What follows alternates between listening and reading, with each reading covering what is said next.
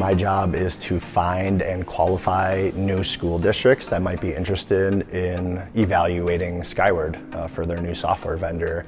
I am the first part of the sales cycle, so there are a couple different tools that we use: cold calling, prospecting through email, social media, and then trade shows. Trade shows is definitely my favorite, I think our team's favorite. You kind of see the excitement in a prospect's eyes when they're hearing about some of the tools and advantages that we can bring their school district. So once I do that, I hand that off to our account executives. Really, it's being a team player and wanting to help them out.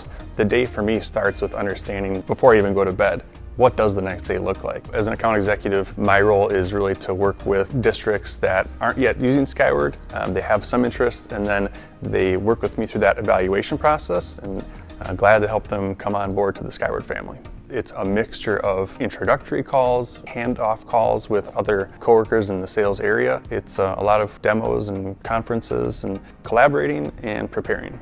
1 minute I might be introducing myself to a brand new district. I might also be creating solutions to maybe inefficiencies that they found. Another part of my day is facilitating demonstrations. We get to talk about the different pieces of the Skyward solution that are really going to make an impact on their daily lives. We're definitely a team. We get to bounce ideas off of each other, talk about something maybe we're dealing with in Texas, but the team that's working in Indiana might have a great solution for us that we haven't come up with on our own, and we get to talk and make sure that we're doing the best for our customers.